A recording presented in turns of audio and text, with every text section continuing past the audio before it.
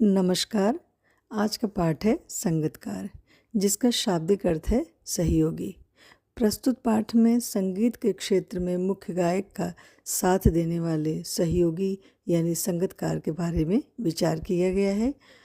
और संगीतकार न केवल दृश्य माध्यम की प्रस्तुतियों में साथ देता है, बल्कि समाज व राष्ट्र के निर्माण व विकास में संगीतकारों की अनेक भूमिकाएं रही हैं।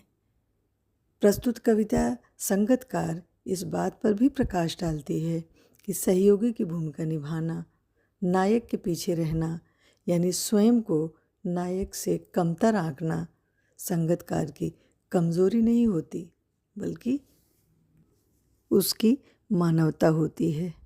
कविता की दृश्यात्मकता ने इस कविता को ऐसी गति दी है कि मानो सब कुछ आंखों के समक्ष घटित हो रहा है। कवि की संगीत संबंधी सूक्ष्म समझ से कविता और सहज हो गई है। ऐसे व्यक्ति जो स्वयं पीछे रहकर दूसरों को ऊंचा उठाते हैं, वो अत्यधिक महत्वपूर्ण समझे जाते हैं। उन्हें कभी भी छोटा नहीं समझना चाहिए। कवि परिचय इस प्रकार है। प्रस्तुत कविता के रचयिता मंगलेश डबराल का जन्म 16 मई 1948 में उत्तरांचल स्थित टिहरी गढ़वाल के काफल पानी नामक गांव में हुआ था।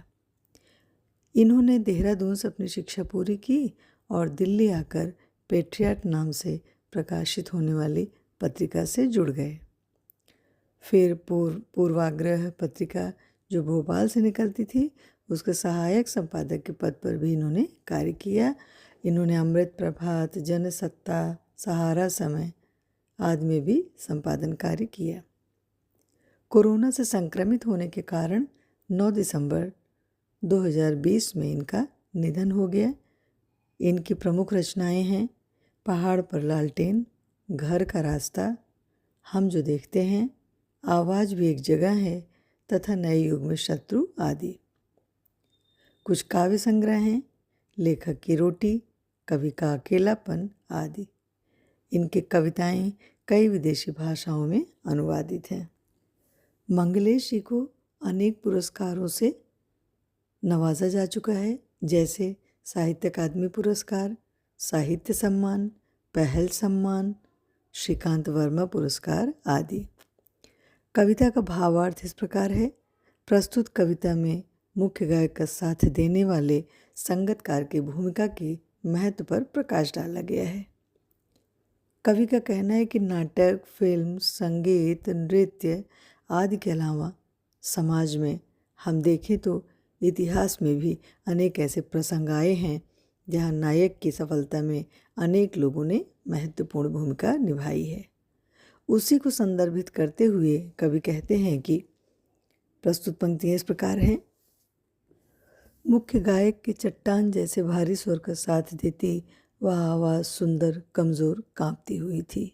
कवि संगीतकार की भूमिका के महत्व को स्पष्ट करते हुए कहते हैं कि मुख्य गायक के गंभीर और भारी सुर के साथ एक और सुर यानी एक और आवाज़ स्पष्ट रूप से सुनाई दे रही है, परंतु वह आवाज़ कमज़ोर और कांपती हुई सी प्रतीत हो रही है। अगली पंक्ति है, वह मुख्य गायक का छोटा भाई है, उसका शिष्य है या पैदल चलकर सीखने आने वाला दूर का कोई रिश्तेदार है। कवि अनुमान लगाते हैं कि संगीतकार की आवाज़ में वही मधुरता है जो कि मुख्य गायक की आवाज़ में है।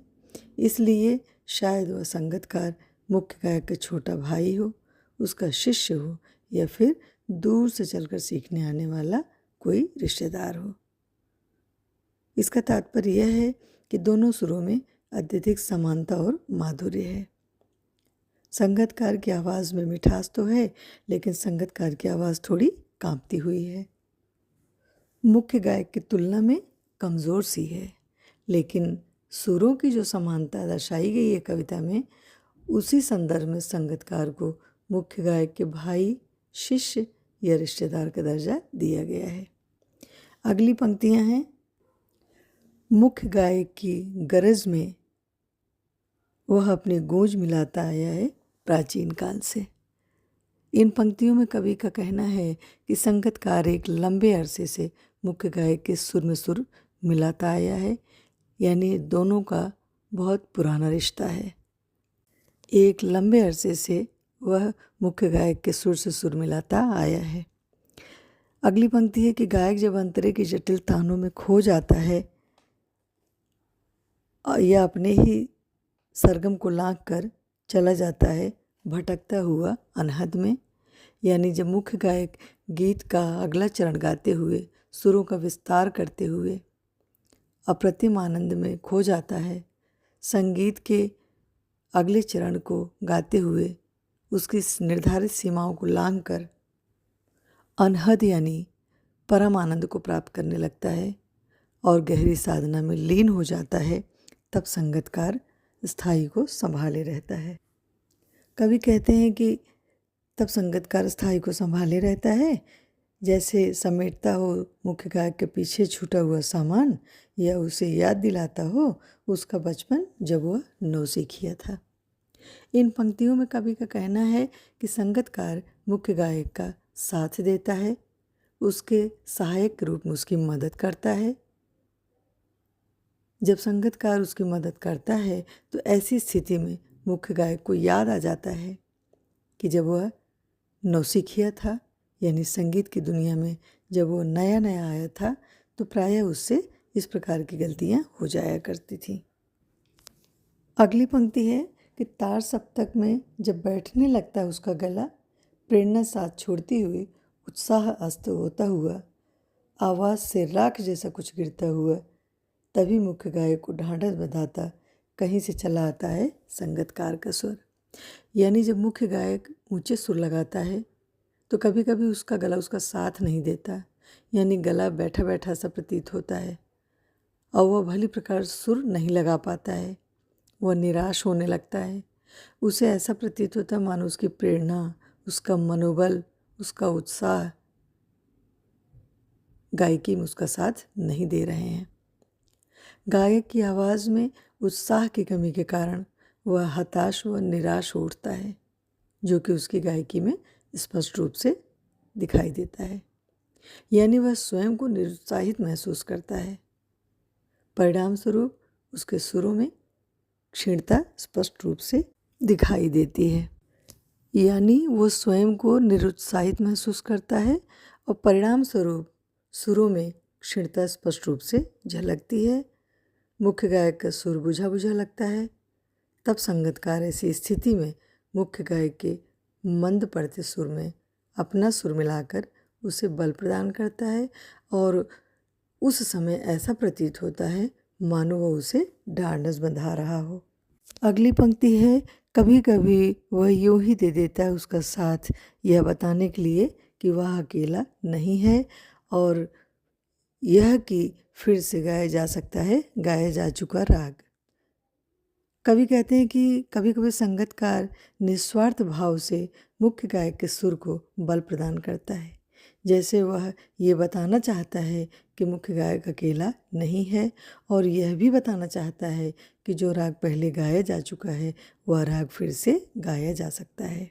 यानी संगीतकार मुख्य गायक के मनोबल को बढ़ाते हुए उसे उत्साहित करना चाहता है, उसे यह याद दिलाना चाहता है कि आप पहले भी तार सप्तक में सुर लगा चुके हो। अगली पंक्तियां हैं, और उसकी आवाज़ में जो एक हिचक साफ सुनाई देती है या अपने सुर को ऊंचा न उठाने की जो कोशिश है, उससे विफलता नहीं उसकी मनुष्यता समझा जाना चाहिए। इन पंक्तियों में कवि का कहना है कि संगीतकार की आवाज़ में एक झिझक स्पष्ट रूप से झलकती है। यह संगीतकार की स्वयं की कोशिश होती है कि उसका सुर मुख्य गायक के सुर से ऊंचा न जाए। कवि कहते हैं कि वह अपने सुर को मुख्य गायक के सुर से ऊंचा न उठने देने का जो प्रयास करता है, इसे संगीतकार की विफलता नहीं बल्कि उसकी मनुष्यता समझा जाना चाहिए, क्योंकि वह अपनी पहचान बनाने के स्थान पर मुख्य गायक यानी अपने गुरु की गरिमा बनाए रखना चाहता है और उसकी गरिमा बनाए रखते हुए उसकी महानता सिद्ध करना चाहता है। आशा है आप लोगों को पाठ समझ में आ गया होगा। धन्यवाद।